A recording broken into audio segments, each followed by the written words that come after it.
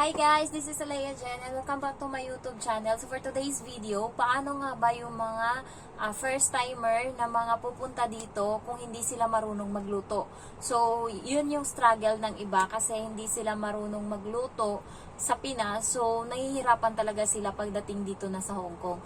So guys, yung pagkain ng Pinas and Hong Kong is parang konti lang yung difference.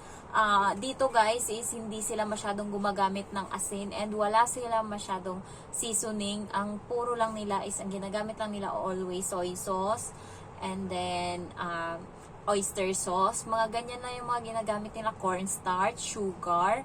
Ayan, yan yung mga gamit nila always. Hindi sila gumagamit masyado ng asin.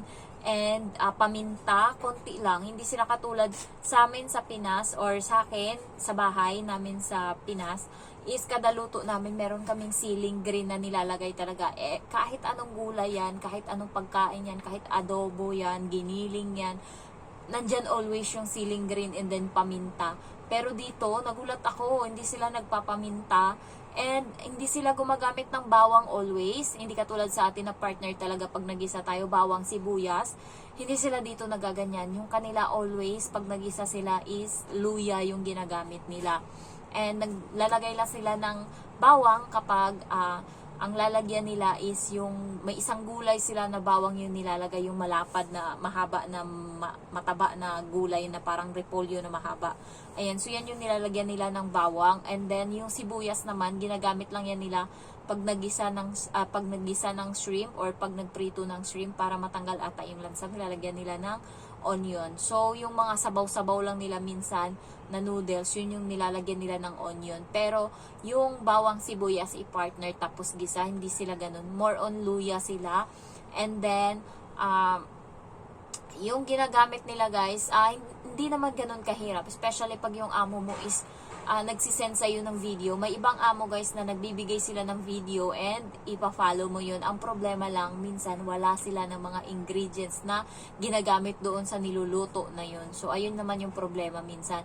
Akin dito guys is hindi ako sinisenda ng amo ko ng ganyan. Siya yung nanonood and then pagkatapos siya panoorin, punta siya sa kusina and ituturo niya sa akin or ipapanood niya sa akin konti yung video. Madali lang yung mga niluluto namin dito and napakadali lang talaga ng ano namin. So more on kami, oven. Nagluluto ng chicken sa oven. More on chicken sa oven lang kami. Ayun lang yung always niluluto. And then, sabaw. More on sabaw talaga. Yung amo kong babae, nasanay kasi siya na nagsasabaw always. Pero yung iba na mga katulong guys, nagrereklamo sila kasi yung amo nila is hindi nagsasabaw. Hindi always na katulad sa amin na everyday sabaw talaga.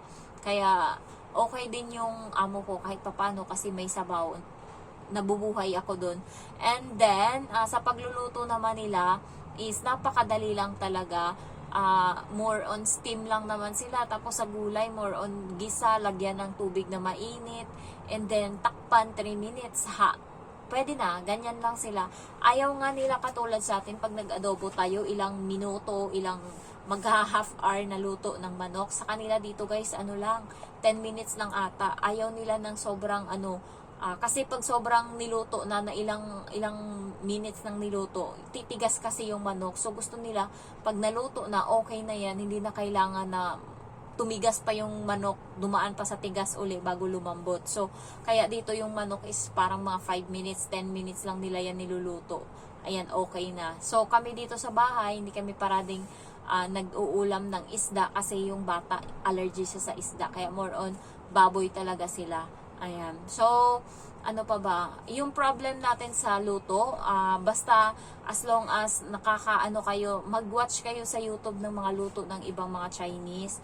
Ayan, para may idea kayo. Pero ako, ang dami kong winatch, ang dami kong sinulat, hindi ko nagamit dito. Nanood ako ng mga video ng paano magluto. Ayan may mga nandito yan ang procedure. Pero pagdating dito guys, hindi ko nagamit kasi hindi ito yung pinaluto ng amo ko sa akin. Yung amo ko kasi medyo may pagkakuripo to. Kaya tinitipid niya lahat-lahat. Hindi nga yung gulay namin is parang 12 peraso lang yan. Ayan na yung ulam nila. And then itlog na nilaga. More on nilaga na itlog, pinirito na itlog or steam na itlog. And then main dish minsan lang yung parang style adobo natin, ganyan, or di kaya magprito lang ng isda. Pero ngayon hindi na siya nagprito ng isda. Ang tagal na kasi nga dahil doon sa nakita niya na bulat, parang worm doon sa pink salmon. So, hindi kayo pwedeng tuturuan kayo ng amo, pero may ibang amo talaga ng salbahe. Sasabihin lang sa'yo kung ano lulutuin, and ikaw na bahala kung anong gagawin mo dyan.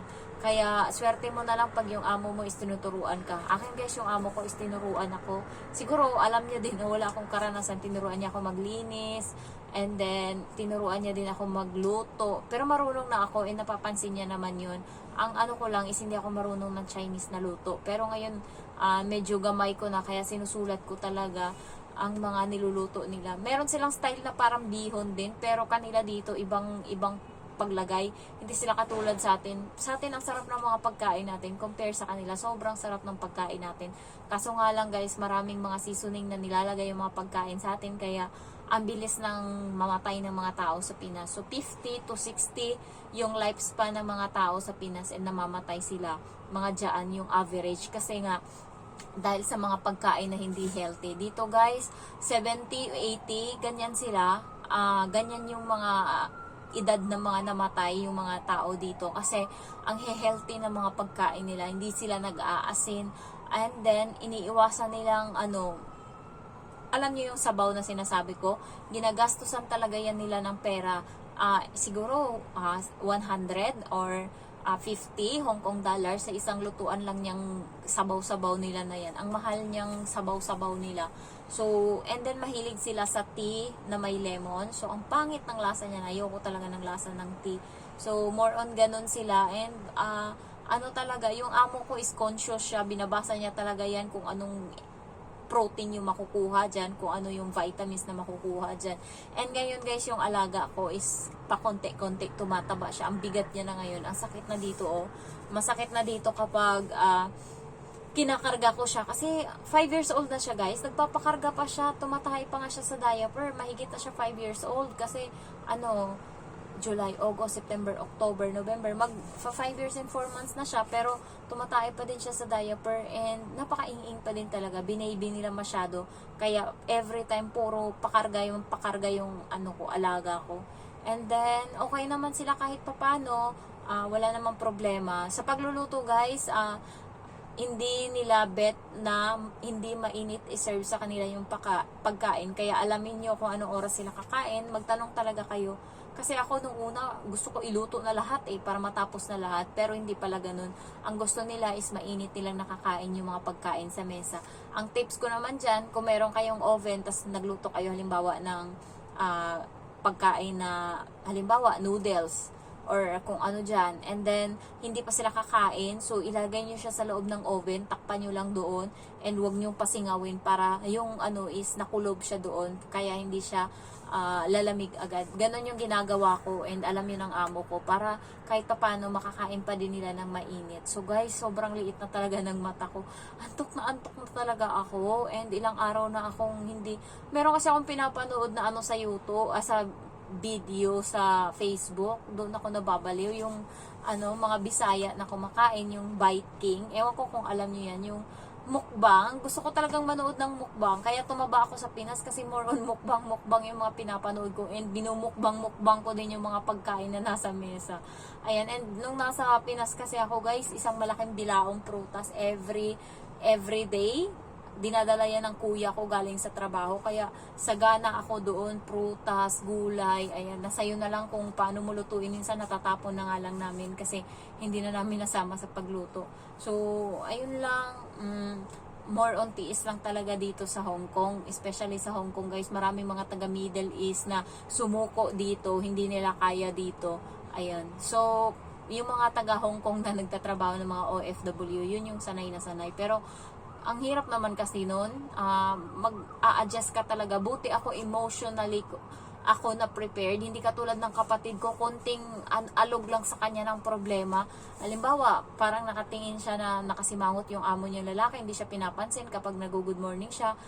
Grabe na yung problema ng kapatid ko, maiyak-iyak na yan siya sa akin. Sabi niya, kung ayaw nila sa akin, isauli nila ako. Sabi ko sa kanya, May, yung emosyon mo, dapat hawakan mo yan, hindi mo pwedeng ipakita sa kanila na ganyan. Dapat marunong kang kalmahin yung sarili mo kasi wala kang ibang asahan, sarili mo lang. So, pag puro negative yung naiisip mo, nagka-come out yan ng negative. Sabi kong ganun sa kanya. Kaya ako guys, kahit grabe na yung pagod, yung inis ko, ano pa din ako, kalma pa din ako. Iniisip ko, pag kumalma ka kasi, makakaisip ka ng paraan. Katulad sa bata, napaka-ing-ing nung kahapon.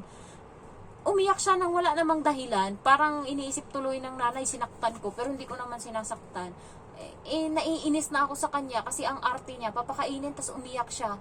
Tapos, hindi ko alam kung anong gusto niya. So, inugasan ko yung kamay niya. May umiyak na naman. Tapos, sisigaw pa naman na, hindi kita gusto, Genevieve. Putang ina ka talaga. Sarap mo talaga sa ngalin. Iinis talaga ako. Kaya, ginawa ko, tahimik ako sa gilid. Kasi, baka masampal ko, naiinis na talaga ako eh. Tapos, natahimik lang ako sa gilid. Hindi ko siya masyadong kinakausap. Tapos, nung nandun na kami sa CR, walang nakatingin kasi iihi daw siya. Pinakita ko talaga sa kanya yung mukha ko na hindi ko talaga siya pinapansin. Ayan. Tapos, nung nag-CR siya, tumae siya sa diaper. Alam mo yung parang kalahating oras na siyang palakad-lakad and yung tae niya doon sa diaper nandun lang, hindi niya sabi ko tapos na, hindi pa daw. So, naiinis ako, hinayaan ko siya. Tapos nung nakita ko siyang humiga sa sofa, na magpapapalit na siya, tanggalin na yung tae niya sa diaper. Hindi ko na siya nilapitan doon, hinayaan ko muna siya mga 5 minutes. Bahala kang, visit ka dyan. Inis talaga ako. So, tinawag niya ako nung huli. Sabi niya, tapos na ako, dito na ako. Sabi niya ganun. Tapos, nainis talaga ako. Tsaka ako kumilas at pinunasan yung pitan niya. Nainis talaga ako. Arte-arte niya kahapon. Tapos, gusto ko matulog siya sa sasakyan sa gabi. Hindi siya natulog, guys. So, kaya, nag-ano pa talaga ako. Pinaliguan ko pa siya. Tumagal pa ako ng 1 hour bago natapos ng mga gawain ko. Kasi nga, hindi siya natulog sa sasakyan. So, ang dami ko na namang chika. Pero, inaantok na talaga ako. Gusto ko pang mag-vlog, pero naloloading na yung utak ko. Ayun. So, if you're new to my channel, guys, don't forget to like, to comment, and then to subscribe. Thank you so much for watching. Bye-bye.